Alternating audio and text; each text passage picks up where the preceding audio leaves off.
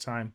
Okay, well, let's get started. So this is Yeah. a School of Video Game Audio alumni Q&A, and this is Jordan Guerette, who's joined us as a TA, but also has a lot of experience in music, also doing stuff with game audio most recently, which is great, and also teaching. And so with this particular Q&A, we'll basically focus in on sort of, yeah, how he got to where he's at and the most recent super exciting thing that happened, which was launching a title on PlayStation over the weekend. So we can basically ask him all the details about that and learn a little bit about how to go about getting gigs and how this particular gig turned out. So there you are. Thanks for joining us, Jordan. And yeah, please take it away. Yeah, thanks, Leonard. Thanks for having me. And Cheers. thanks for coming. And thanks to all the people that watch this online at some point. Yeah, so like Leonard said, my name is Jordan. I'm a composer, musician person that's moving into sound design recently. More, it's actually not that recently, but kind of really doubling down on it recently. And I have like a little uh, one sheet thing that'll give you an idea of what I do. So one moment and I will share that. So yeah, like I said, I started kind of as a musician. I still am a musician. I got my master's in music composition in 2016. Um, Before that, I had already actually. So this is kind of like the hot reel, like all of the big things. But before that, I had done a BA in music and a BA in French. So I had two majors. I was split, and that's kind of a theme throughout all of my career so far, which has led me to do a lot of cool stuff, but a lot of things that don't necessarily sort of um, progress in a linear way. I've been sort of jumping around from different things for a while, um, hoping to sort of narrow my focus a little bit. But yeah, so in 2012, I graduated with my undergrad, and then I was really interested in game audio, but didn't know really anything about it. I didn't know what Wise was. So I took a Wise course in 2013 with the School of Video Game Audio.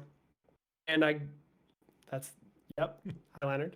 Hey. And I found the course very challenging because I think I just had no frame of reference. And I didn't give it the amount of time that I needed that first time. So I got through a lot of the material and didn't finish a demo reel that time. And then the following year, I started teaching French and music. Well, it was part time at first, and then full time after the first year, and going to grad school for music composition. So game audio kind of went on pause for me for a second. I was really interested in it, but just wanted to get my sort of music chops going. And I also was and still do perform with two, well, at the time, one music group, a metal band called Falls of Roros, which I'll put in the links at the end. And then by the end of grad school, I started a second group that's a chamber group that I write all the music for.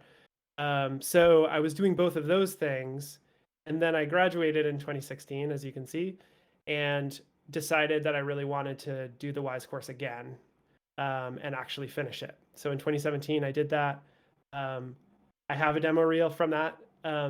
There's a lot of things that I would change. That was 4 years ago now. So, but it was a great sort of. I feel like that's when I really started doing game audio stuff in a real way. In 2018, I did a bunch of game jams. Some were successful, some weren't. A couple of them are cool, and I did one um, where the whole theme is you're a detectorist, which is the term for someone who uses a metal detector regularly. That's their hobby, and you go on the beach and you look for stuff, and that was really fun. Um, and then in sort of beyond that, I was looking how to get sort of real gigs in game audio, and I just started going to meetups and again doing more game jams. And in 2019, I started going to the game audio meetups in Portland, which is super small. There's no real developer community here. Portland, Maine, so East Coast, not Portland, Oregon. And but throughout that, I met Julien, who is from France, which that was how we initially started talking because I was a French teacher at the time, and I just asked him if he wanted to speak French.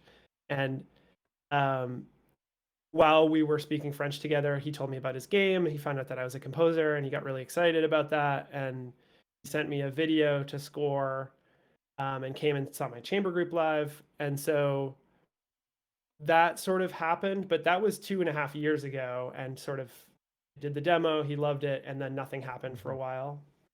Um, Fast forward to like March of 2020, and pandemic stopped streaming.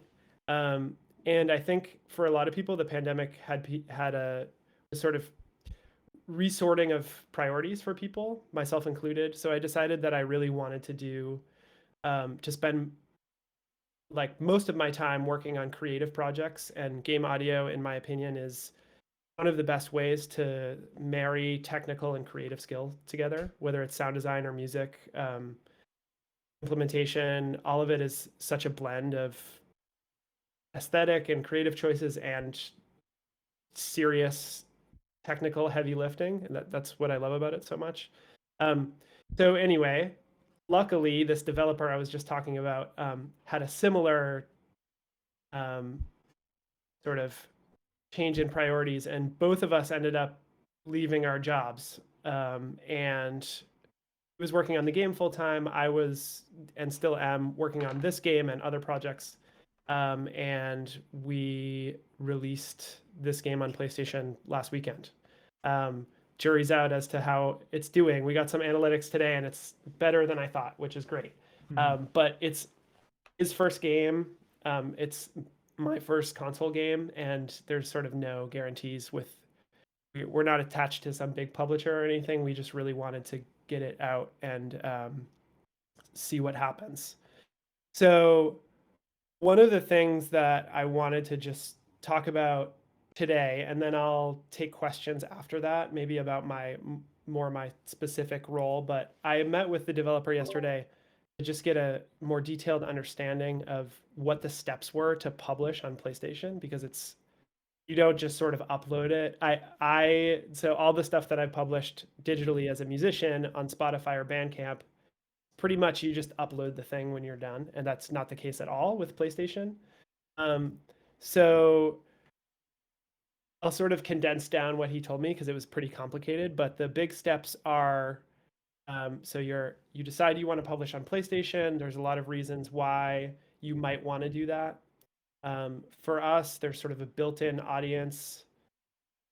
There's a lot more games released every day on Steam than there are on PlayStation, so we thought the sort of smaller market was better.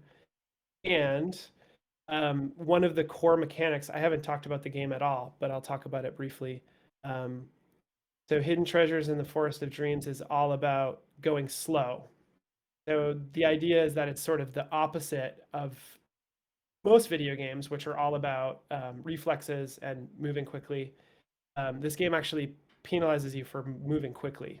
You can't move full speed and continue playing. You'll actually get a game over. So um, there was a deliberate choice to not publish on computer because we want to force the player to use an analog stick, because otherwise it's more difficult. If they're playing with a keyboard, it's more difficult to control movement in the way that we wanted. So that's one of the reasons that we published on PlayStation.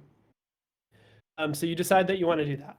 The first thing that you need to do is become a PlayStation partner, which, as far as I know, you sign up on their website, and you need to supply them with a game design document, which we had.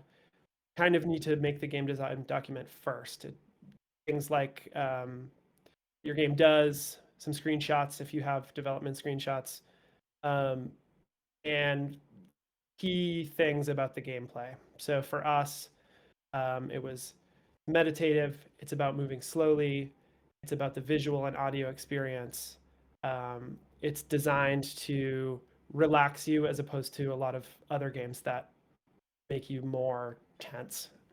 Um, so that's sort of step one. Game design document, become a PlayStation partner. Um, you need to have a static IP address for this, which I don't know much about. If anyone's interested, the developer sent me a way to deal with that. So I can send you a Google Doc with instructions.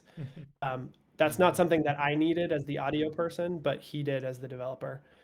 Um, and then he had access to the portal at first. And I think this is a great lesson. What he said to me yesterday is a great lesson in general. Is you log into the portal and it's super overwhelming.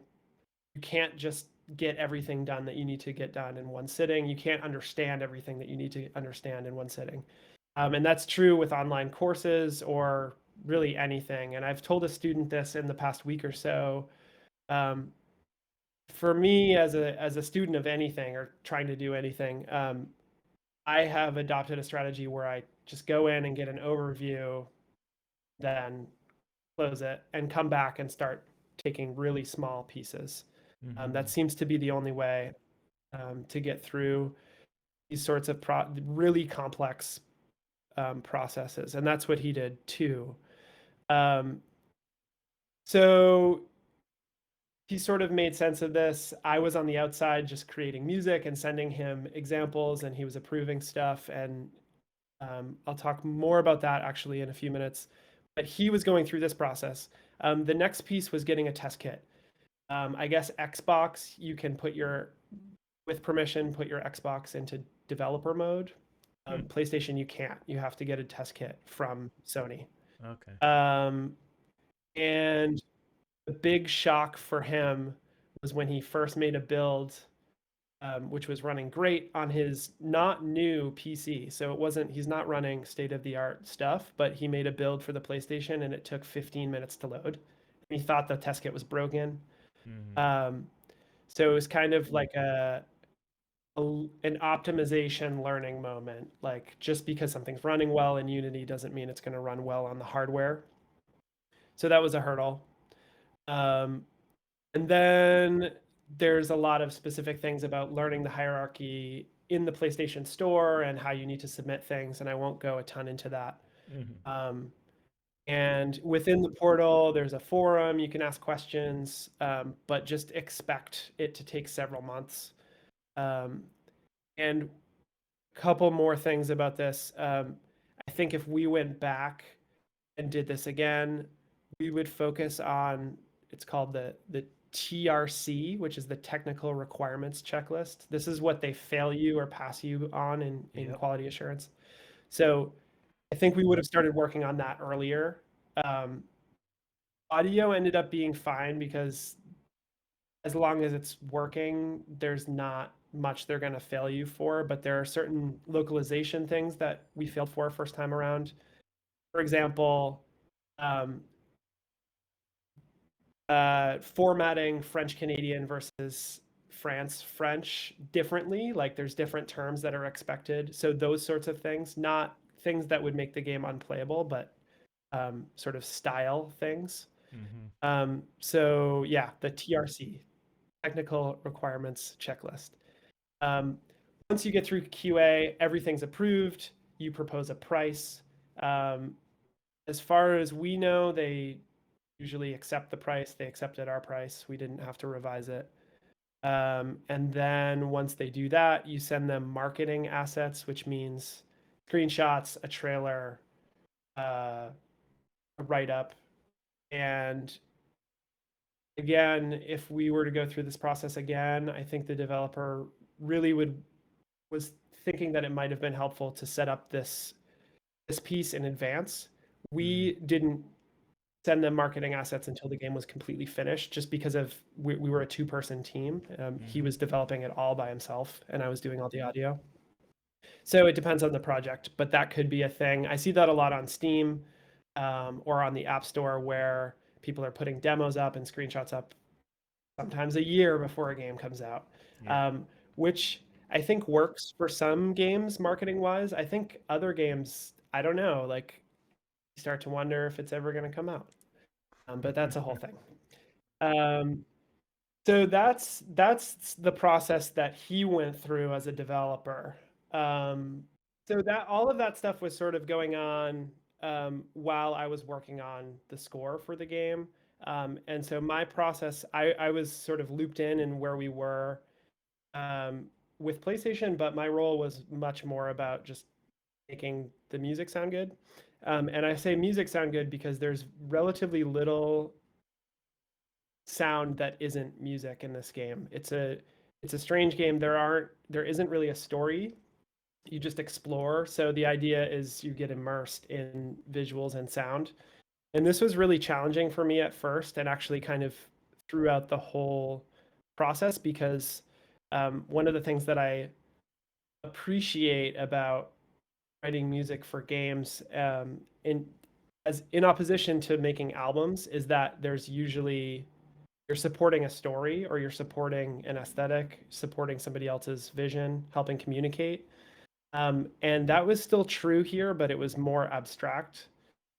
So he had the developer had some tonal ideas or some textural ideas that he wanted, some feelings that he wanted to convey, and then I was kind of just free to do whatever I wanted, which was amazing, but also um, sometimes stressful Yeah. because having boundaries is helpful as an artist, I think, especially when you're working for someone else. Yeah. How did you So decide the I sort of was, palette for that?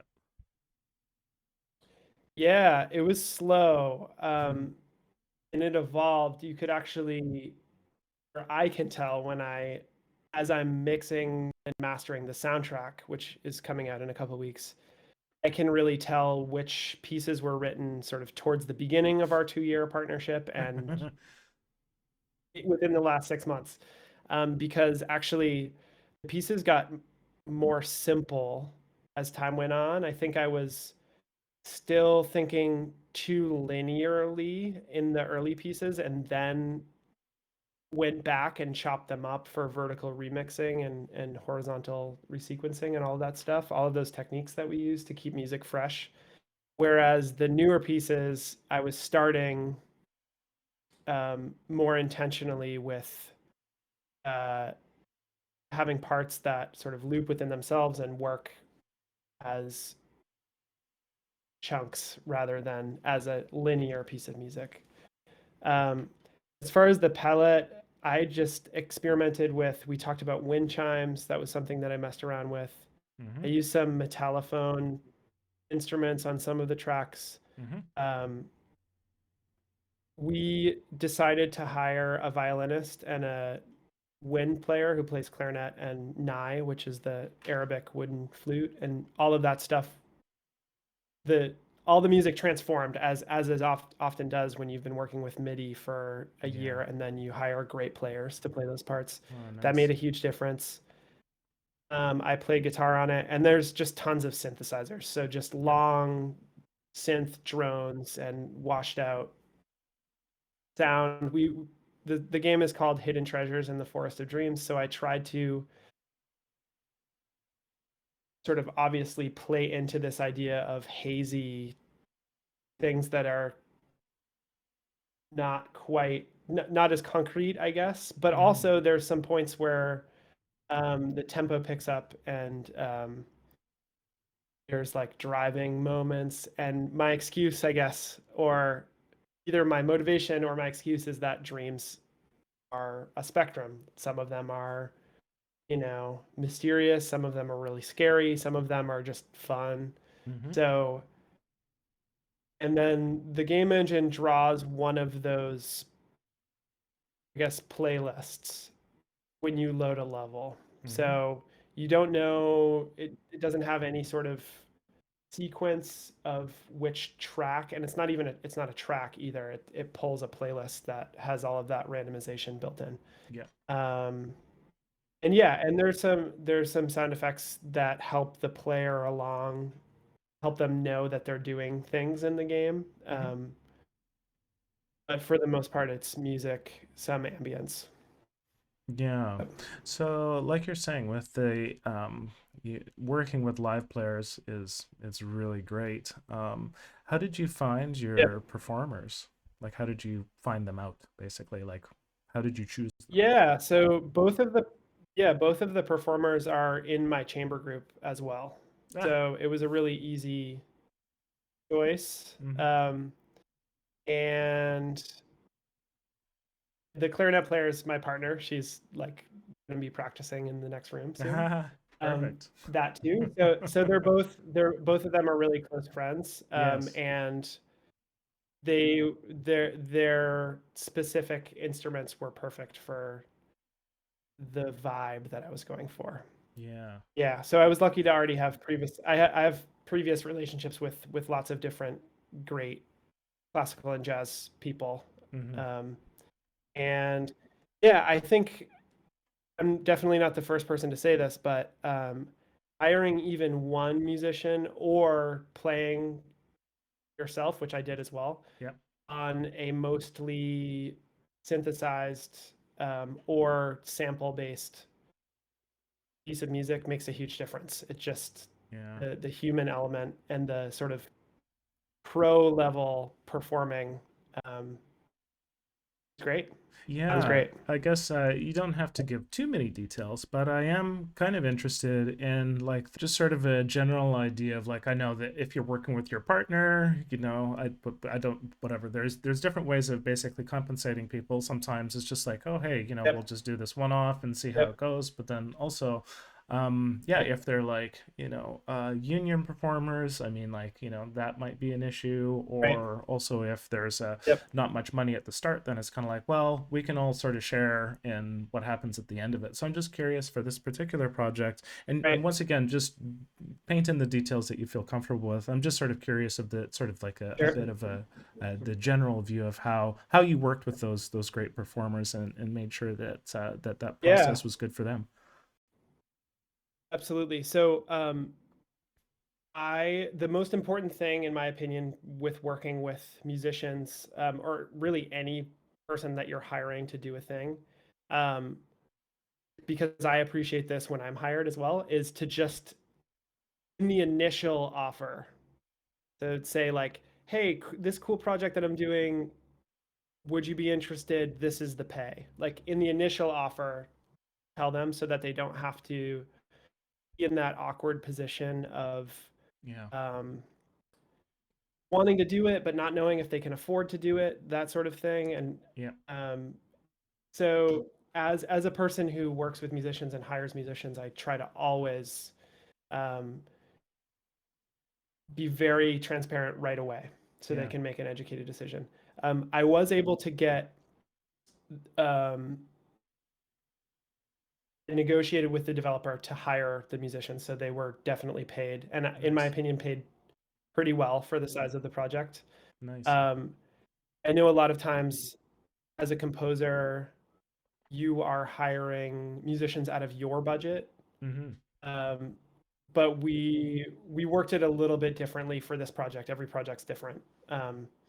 So yeah, I thought it was important where my compensation is kind of more tied to how the game sells. Mm-hmm. And I thought it was really important that if we hired anyone else that was augmenting what I was doing, that they were going to get paid no matter what. Yeah. Um, so that's good. I think if you have someone in your life that's willing to play on something for free, that's cool. I just think try to offer them something more than just credit. Um, Yeah. Credit is really cool, but I don't know, Yeah. retweet them a bunch or anything you can do to help them along with their career more than just Yeah.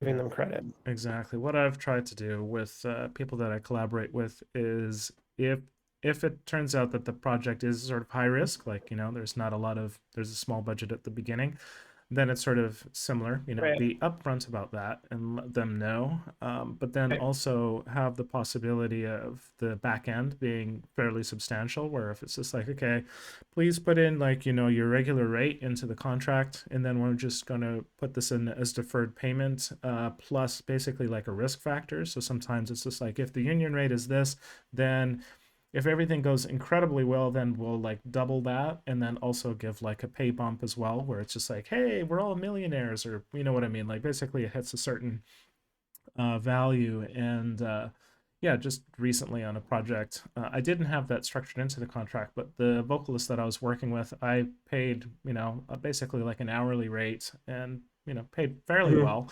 But then the compensation was really good, so then I just basically like gave extra bonus on top of that. And similarly, that was like a we're old friends kind of scenario. And so Right. Right. I think it's good to know that, yeah, like when you're working with people that are close to you personally, that yeah, often people will just want to do it to help out, which is cool. But then to also make it so that it's just like, well, this is also business too, so I want to pay you like Right. well, because in my case, if I'm getting paid well, then we should all share this. So Right. I think And that's, actually, yeah. yeah, I've adopted the attitude that like I am happy to be paid last in those situations. Like Mm-hmm. the musicians are doing something that I can't do. That's the whole beauty of specializing on an instrument and becoming an expert at that. And they're helping me. Like I kind of need them more than they need me in a situation. That's not totally true. It's Yeah, a good, yeah. it's a give and take. But Hmm. yeah, I hear you. That's a great idea to sort of add sort of an hourly rate plus potential Yeah. percentage of earnings. Yeah, that's cool. Yeah, and I think that that's good for when working in indie games, as well. Is that if you're, uh, whatever you're bringing as an audio person, to sort of say like, well, if the Yeah, budget is really low, to say this is my rate, but like put it in the yeah, contract so that they can see it, rather than going like, oh, hey, this is for like free. Because what I've found is that right. I'll have some people Interesting. contact me, and they'll say like, well, it'd be great for you to work on this, and I'm like, yes, I can basically do this one for like a low rate, but this is like my actual rate. And so when they Yeah, get paid out on sort of that second project, then it's just like, then they can just go like to the publisher or whatever. They don't have to ask you again. Like, I mean, they might, because maybe your rates changed, but at least there's a number there, so that they're kind of like, yeah, oh right, yeah, I can't just ask this person to kind of do it like for free again, or like at a lower rate. It's I think it's yeah. just good to anchor sort of that in there.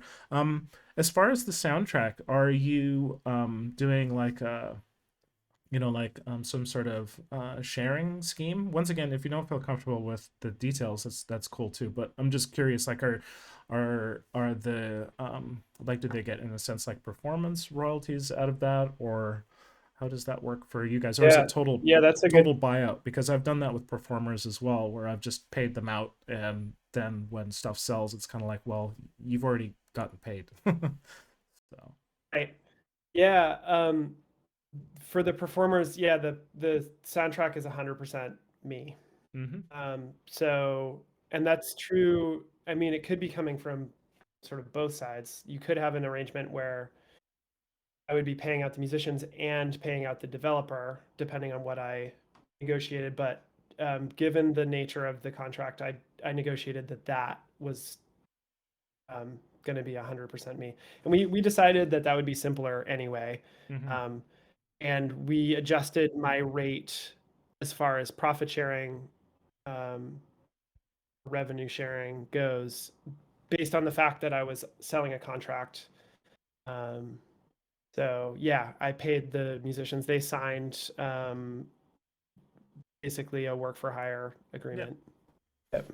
Yeah, no, that sounds good. I know that for the eco game that I'm working on, which there is music for it, and I didn't do the music, but eventually there'll be a soundtrack out. Part of it is just to do with it's a larger, it's like a triple I indie game, so there's a fair amount Yep. involved with the proper marketing schedule.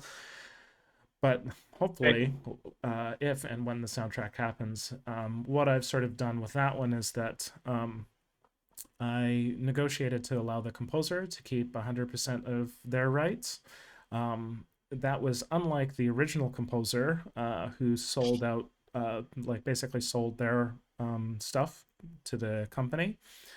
and so that was total buyout. So the Yep. company owns Yep. their music, and so the soundtrack will be a combination of both of those. But as a publisher, I'll basically get the cash from that and then distribute it, to basically to Phil, who still owns his stuff, and then Right. the on the game side, they're basically comfortable with we'll do some sort of a split there because they're like, well, that's you're putting in the effort to put that out there and make money off of it, Right. and we'll figure out something as far as because they make a fair amount of money off the game itself. So, and Yeah. I'm not really sure how many sales they'll actually be. So yeah, those rights Yeah. things are super important. Yeah. They are. And you don't know at the beginning of a project if it's going to matter that much, but it could. It could be, a substantial amount of money. So yeah. Another thing about rates that I thought was kind of interesting and a good thing to say here is that um, I had asked for a specific percentage, and the developer initially talked me down a little bit and then thought about it for a couple days and gave me the rate that I asked for because I was going to be implementing in Wise as well as Mm-hmm. creating the assets. So this developer was impressed so much with what I could do with Wise that he essentially paid me more. Mm-hmm. So that's yeah, significant. I think um, it's kind of expected for most game audio people to know how to use middleware at this point, but Yeah. it doesn't mean that developers aren't impressed when they see it. So Yeah. Yeah, yeah, definitely. Yeah, and that's obviously part of the reason why we try to help out folks at the school with that, because I think it both on the implementation side, with Wise, Fmod, etc., but then also on the coding side as well, that if you're able to basically add additional value, then you can get paid out more, which is yep, good because then it allows right, you to survive longer, and it also allows you right, right, more, yeah, creative control too, which I think is really important too, because you're right, adding a lot to the design of this game because you're like, well, we could do this, and then, yep, the developer's like, oh, yep, awesome, I can support that with the gameplay too. So that's the thing that we're yep, starting, I think, to get to with the best games, is that understanding that audio design is design. Like, it adds so yep, much to the game itself that you can have that back and forth, not just sort of this lockstep kind of like, following sort of audio post mentality that happens with a lot of games. right. Yeah. I Well, I yeah. totally agree. Yeah, sorry. No, no, Go no, ahead. no, go ahead. I was just gonna say I totally agree. And at least for games that are small enough for this to be feasible, I will always want to do my own implementation or be a part of the implementation or have access to the whatever program we're using because I have also worked on projects where you just send assets to the developer. Um, and it's cool that they're willing to do the work of putting music and sound in the game, but you have no control over how it behaves. Yeah. You can give them feedback, which I have, but it's so much more seamless to go in and control all the fades between different things. Um, yeah. So yeah, I for me, I think it's part of the process of designing game audio. Like it's part of my workflow, and I would Yeah. um, always want to do that if I Yeah, can. Yeah, definitely. Well, let's go to the live event chat channel to see what kind of questions we sounds have. good. And so I'm gonna bump over here, have a quick look.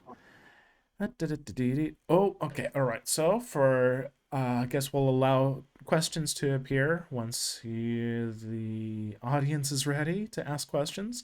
I guess I can ask another question. Gosh, what would it be? Um, yeah, I guess on the um sort of on the platform for doing the soundtrack, do you have any, particular platforms that you're looking for releasing the original soundtrack? Yeah, so I'm gonna use Bandcamp. I might do Spotify too. I have a Bandcamp for my chamber group, and this is sort of connected to that, where I release game soundtracks. This will only be the second one on there, but um, yeah, I find Bandcamp is great. If the game does much better than we're expecting, then we could press something. Although vinyl is kind of a nightmare right now. Um, but yeah, I've pressed vinyl in the past. It's great for certain things. Um, but yeah, probably just Bandcamp and maybe Spotify. Yeah, Bandcamp has a new vinyl, basically You whatever do. option, which is kind of cool. Friends that I've worked with that do vinyl also do curates or crates kind of thing. That's worked out Okay. okay. When I did vinyl, I did it just independently. So I did that through a record pressing company in the States. And yeah, it worked out really Mhm. well. Basically, I sort of viewed the vinyl as kind of like the hardcover version. And so we came out with the vinyl first. People bought the vinyl, and then we released Yep. the digital. Yep. So that worked out Yep. quite well. A thing that I'm looking into is to try and put out stuff through Steam because I've just released stuff through Steam recently with the Counter Strike Go song, and it's been like Right. it's a totally different community, and I really need to figure it out. So that's one of the things that I'm hoping to do with the Eco game because the game is released, and that Mhm. particular game is released on Steam. But the thing that's nice about Bandcamp is it's just a great vibe, and Okay. combined with getting paid correctly, it's just they do Yeah. it right. They really do care, and they're just on your side. Whereas every other platform, Spotify included, is just like they're not on your side. Like I don't believe as a Yeah, as an I artist. completely agree. Yeah, Yeah, I actually make money from Bandcamp, so yeah, it's cool.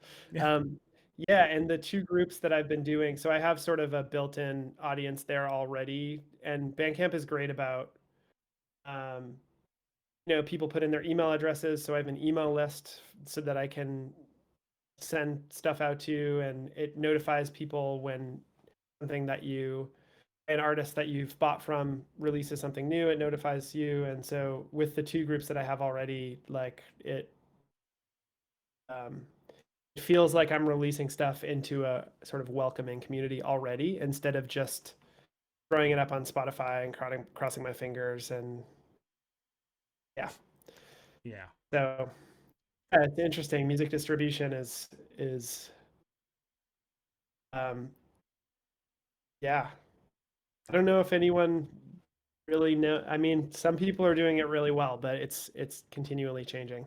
Yeah, I think a lot of it is I know that from the last release that I did that Laura Shigihara, who done Plants vs Zombies, she and some of the other composers had like a whole platform. She did a whole like custom video, and she had all of her branding. She does like she's a Twitch streamer. She's got YouTube up to Mhm. all the things, thousands, tens of thousands of like followers. And so when you're like that, it's quite different than from me, where I haven't really pushed my music brand that much these days.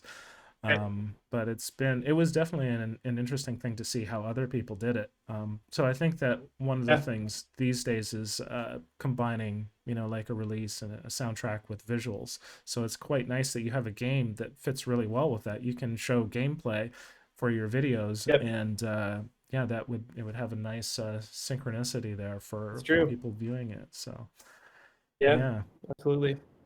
Yeah, so I guess we'll look again. Oh, there's a little. We might have a question. Okay, so Andrew's asking, in hearing more about your process of composition specific to the game, did you compose record pieces one at a time and then try them out in game, or compose a whole pile of pieces before bringing them into Wise, setting loop points, attaching parameters, etc.? And also, did you compose to picture, or you just try to capture the vibe that you're going with multiple pieces and then audition them against gameplay later? So there's two Yeah. Good questions. questions. Yeah. Good questions. I wrote a bunch of music. So I originally started with a gameplay video. So I at least had that visual. That was great. But then I wrote a bunch of other music without playing the game. Um, I would say about half of the soundtrack was written before I played it. And then we synced up everything using Git, and I had a build, not a build, I didn't have a build, I had the Unity project on my computer as well. So Mhm. that was great. Um, and I think that I would go, trying to recollect. It does feel like I wrote the music in batches, so like a handful of pieces at once. And then I would um well, before we had everything working, I would press play in Unity and just play my music, Yep. like a WAV file and Yep. see if it fit the vibe. And then, yeah, by the end, the last few pieces, I was writing them, getting them to a point where um, they sounded sort of ready to go, and then I would try them out in game. Um, Again, the nature of this game was, there's no like quick moments, there's no precise transitions Mm. in a way that a lot of games have. So I didn't have to worry about that. Like, would it work? There was, however, there's a lot of game state transitions or different things that happen, and I had to. I feel like half the time I spent in Wise was tweaking fades between different things. Mm-hmm. Lots of work with fading. Yeah. And that was something that I couldn't really do in Logic ahead of time because one, you don't know what the player's going to do in game, hence like interactive audio. And also, we didn't when I was composing the music, we didn't even really know what all the features were going to be and how they were going to behave. So um, that sort of evolved as I was writing the score. And so I think the score actually it's going to be over an hour long, I think, the soundtrack. And Mm. it ranges it's pretty diverse. Actually, I found that one of my goals was to homogenize things, so it had Yep.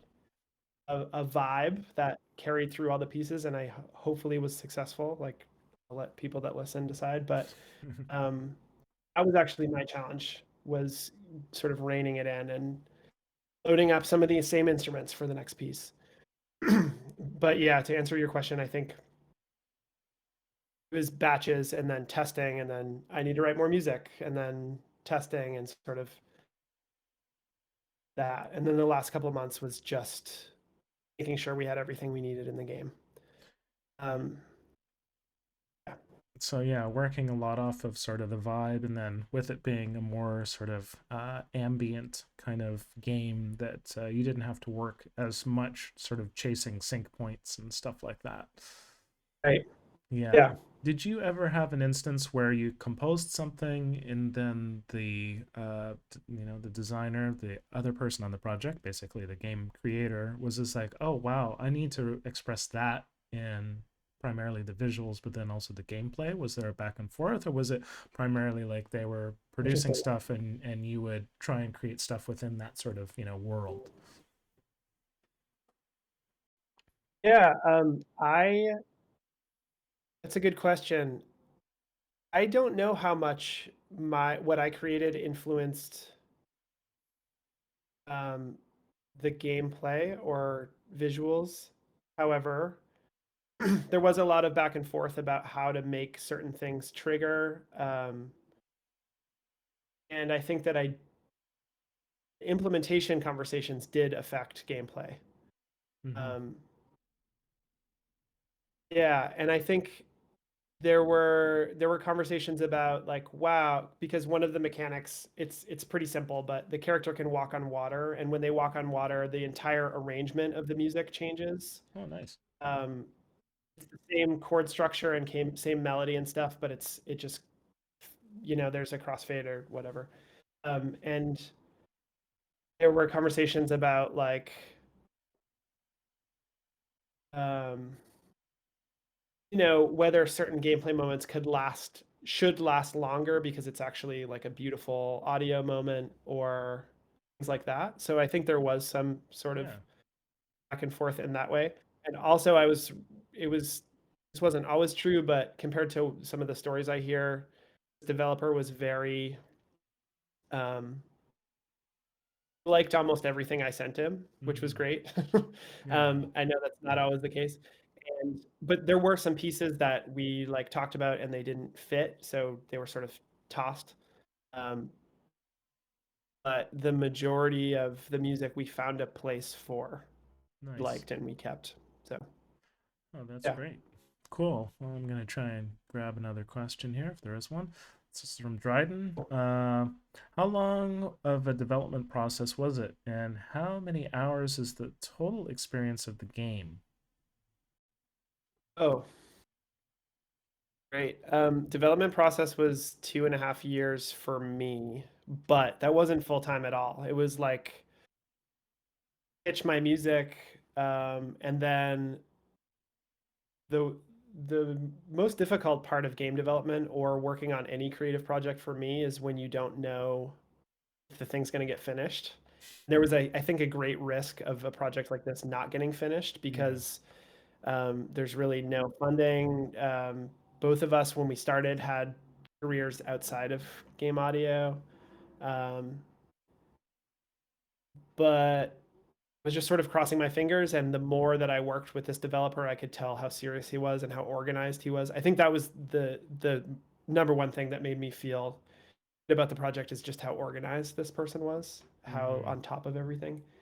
Um, so 2.5 years, I would say the last uh, year and a half was a lot more work, and then the last 6 months or so, I was working on the game probably 20 hours a week, Yep. um, ish, so like halftime. The game is I'm not clear actually as to whether it's truly procedurally generated now or if it's procedurally generated within some guidelines. I think the first couple levels are handpicked so that you know how to play. It's like a tutorial stuff. But you can play for a long time. I think the description says billions of levels. So Uh-huh. yeah, there's Yeah. there's lots of um, there's lots of different so the goal of the game is you walk around and you collect treasure basically. You see stuff, looks cool, you press one of the buttons, you've collected it. It's kind of like taking photos or something. Mm-hmm. And there are I actually have a sheet that I should have out that the developer gave me with all of the like numbers on it. There's like thousands of different treasures to collect. Mm-hmm. And once you collect every type of treasure, there is an end game level. It's really weird. Uh, and then after that, you can keep playing, but some things change. Mm-hmm. I think like hundreds of hours you can play it. I view it as a game that you sort of um, like turn it on and you zone out for an hour and do that sometimes like just sort of ongoing. It's not maybe it's a game that some people will want to binge, but I don't know. Seems more it's almost like casual. It's not casual gaming in like the casual gaming sense, but it's like just go in and sort of meditate and chill out for a while and then Mm-hmm. back to it whenever you want. Casual chilling. Yeah. Casual chilling. Right. Yeah. And the other Right. question was, how did you decide, like, what was your methodology of basically flattening out the tracks, the interactive tracks for the soundtrack? How did you decide you wanted to do that? Oh man. Yeah. Well, I think I betrayed at the beginning that a lot of that, like maybe the first half of the soundtrack, a little less, was written very linearly. So I sort of went back to that. Um, but I just, as a shortcut,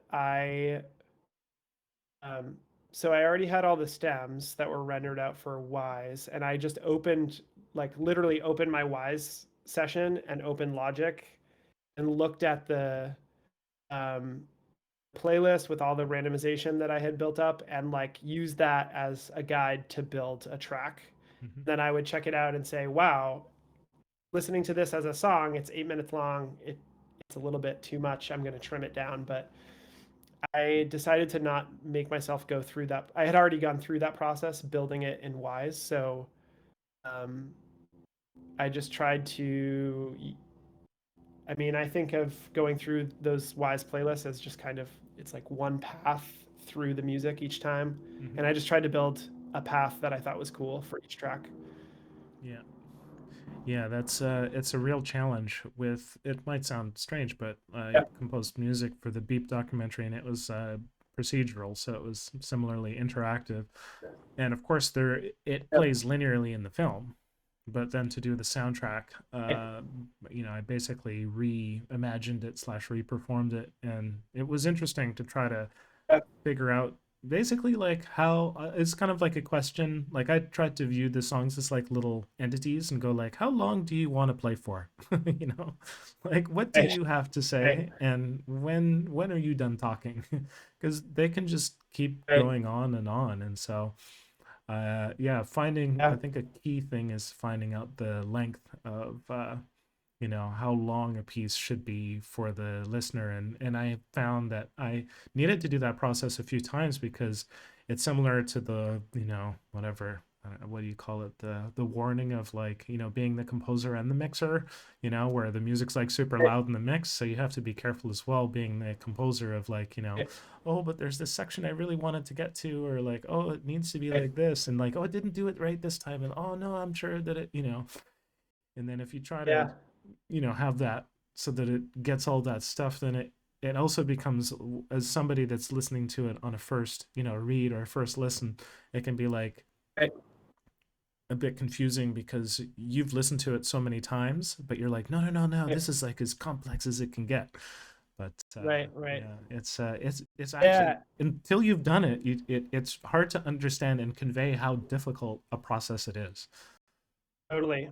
Yeah. Thinking of examples where there's like, the payoff is this violin melody that's 16 measures ish, and but it also plays a variation of the melody right after, which has to be in there because it's so cool. But you can't get to it too soon.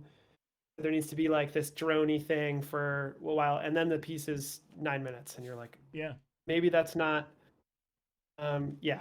So it's true, sort of tempering some of your, some of our tendencies as a composer to like want to show off how cool what you can do is every time. yeah, I and don't know, but yeah. it also needs to be cool. Well, that's So just it. And then they're yeah. totally different experiences because, like what you say, if you have a gameplay that can be 100 hours and then like a soundtrack that is Right. not going to be 100 hours, it is it's a very difficult process. It's like it's sort of like dancing about Right. architecture. Like it's a totally different Right. thing. It's just a different thing. Right. Anyways, let's look for another question here. Okay. Yes. Oh, we have typing. Oh, there are multiple people typing. Oh my Yes. goodness, Exciting. so exciting. Yeah. But yeah, I found that was really super exciting as far as uh, some, like, I don't know, there's times listening back to pieces where you've made the piece, and it's sort of similar to working with live performers too, where you've made it but then when you listen to it like live, it's just like Yep. what happened there? Like those are those magic, Yeah. those moments of like, I agree. serendipity that Yep. are just, I live for those moments as a composer. Yeah. I agree. Yeah. Yeah. I feel that the most often. I mean, like I said, hiring live players or working with my chamber group, I've been writing something maybe in Finale or in Logic for however many months, and then we have our first rehearsal where everybody has their parts, and it's like, oh my god, like this is so much better than I thought it was, which Yeah. is really cool. Yeah, yeah. I know that yeah, working with the vocalist I recently worked with, I had a whole bunch of ideas and they honestly really didn't work. And she's just like intensely creative. So we just jammed. Like it's Right. just like it's kind of like, instead of me trying Yeah. to force you through like this like, maze, just go for it. Like do your thing and I'll try and direct you in the process. And it ended up being Yeah. so much better in that sense too. So sometimes it's also a conversation of trying to really work with your Definitely. performers and your so that Definitely. so that you basically express them, like allow them to be themselves and express as add Yeah. as much as they can to what you're working on. Cool. Let's Definitely. see if there's any more questions. We are running into the sort of people are signing off now. So yeah, thanks. That was, I guess, our hour here. So yeah, so Andrew's saying there's no time limit on a digital release of music. Each track on the soundtrack it could be 10 minutes or longer. No, and it's like, okay, that is Yeah, possible. good question. Yeah, that's a great question. So in my opinion, I love vinyl for a lot of the reasons that a lot of people love it, but something that I don't hear people talk about a lot that I love it for the most is that I think it is the perfect amount of music to digest in one sitting. The break in the middle. I love that. Yeah, So everything that I release, I try to have as close to 43 minutes, 40 minutes, 45 minutes as possible. Um, and I try to think about the arc. So there's this whole thing about how on vinyl, um, there's less bass response. You probably can't even tell, but there's this idea that there's sort of less bass to go into the master in the inner part of the vinyl. yeah, there is. Yeah, So all of these classic records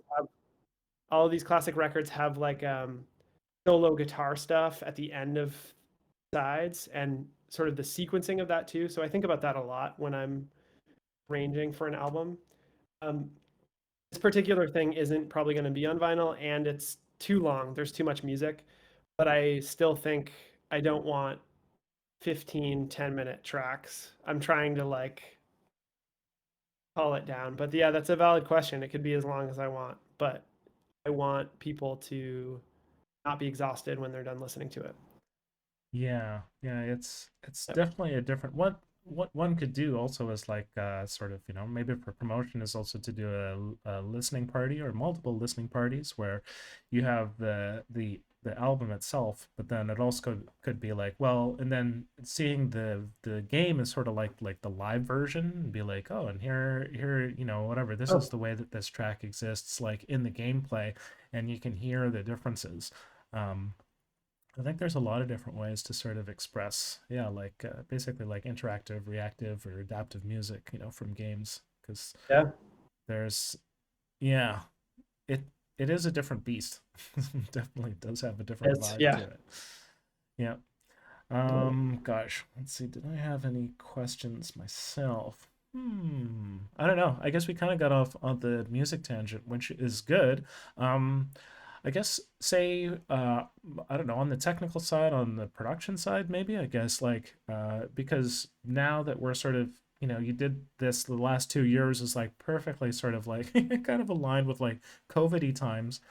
uh, No, this yeah. might be a little bit like, how do you say, get stale as this, whatever, in the future if people are like watching this. But how did you deal with like working with live performers, like with this particular situation that we're dealing with now, that where studios are not necessarily open, you're not really Right. supposed to be breathing on each other and that kind of thing. Right.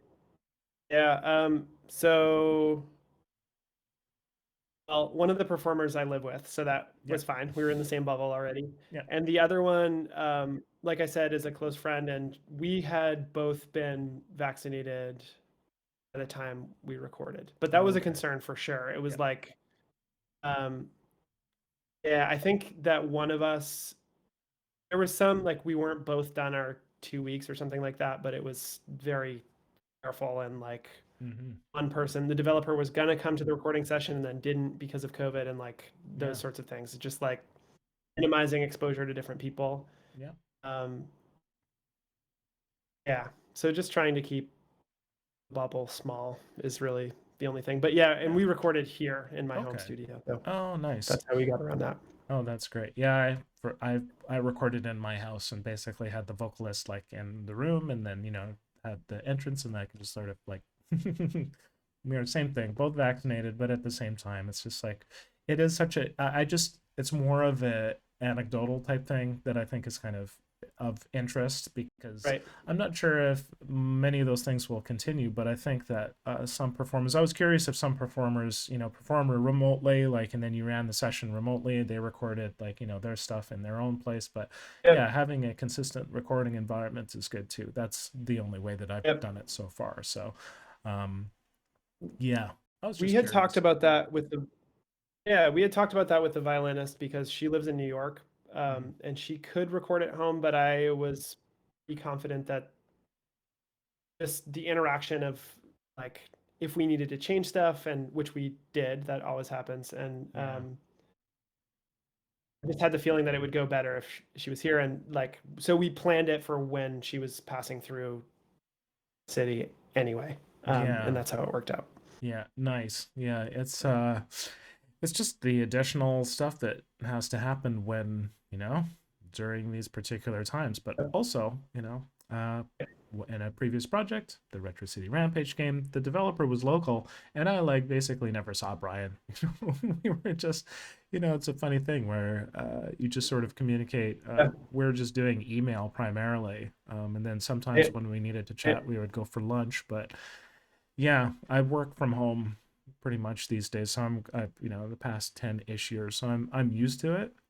But it is interesting to yep, see how people that are highly social also deal with trying to collaborate as an artist it, and as a human when it's hard it, to occupy the same space right now.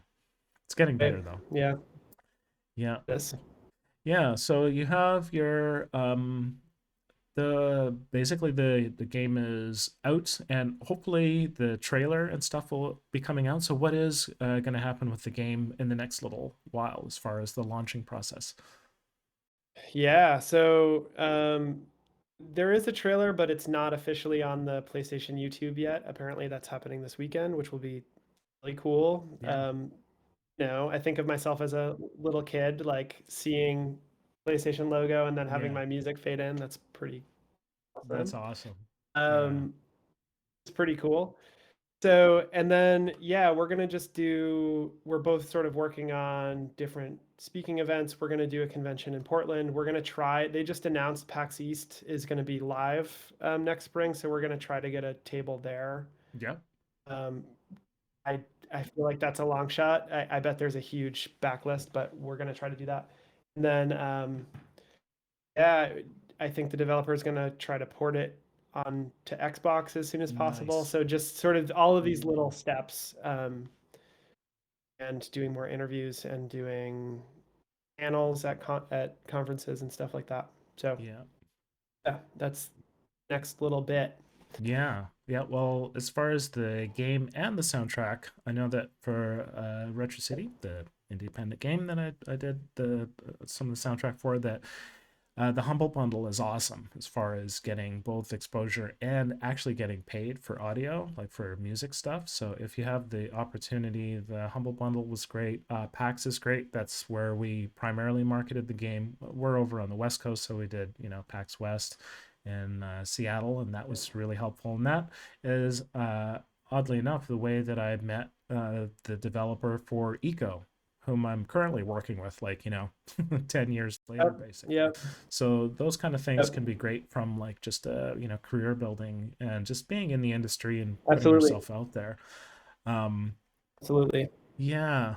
Yeah, no, that's great. Well, definitely make sure to help promote stuff through the school so that we all get to see Cool. the launch of the game, like as far as to the regular public. Yeah, hopefully you'll get like a large response, being able to get like the big megaphone of PlayStation on your side. That'll definitely be a big change. Yeah. Yeah, I think so.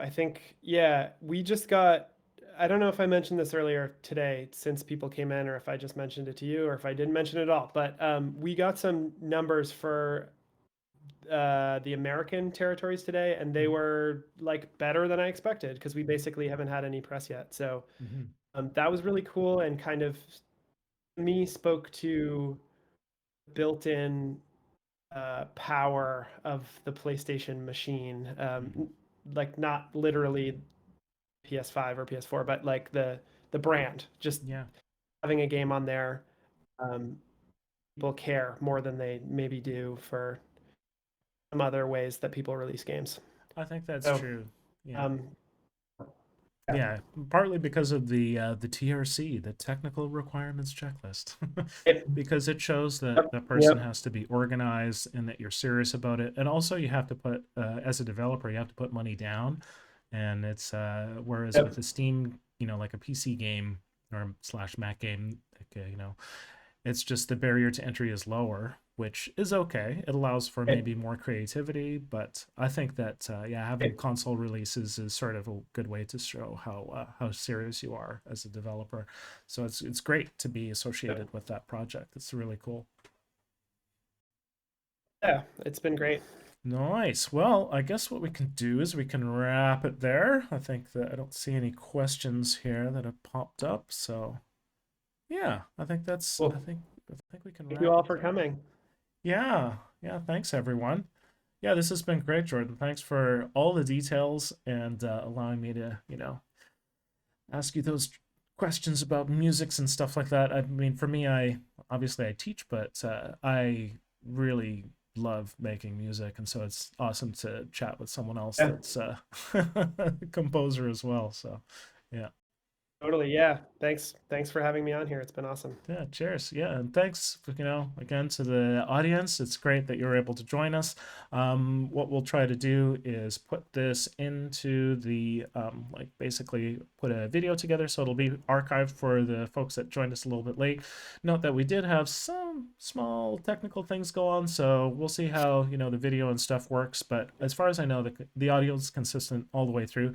And of course, being audio, folks, that's the important part, anyways. So what we'll do is we'll put an archive up and hopefully have it available within the week on the Discord. So yeah, cool. Well, congrats on the release of the game. Looking forward to hearing what happens with the trailer this weekend. And yeah, thanks again for joining us, Jordan. Yeah. Thank you. Cool. All right. Well, we'll sign Cool. off. Until next time.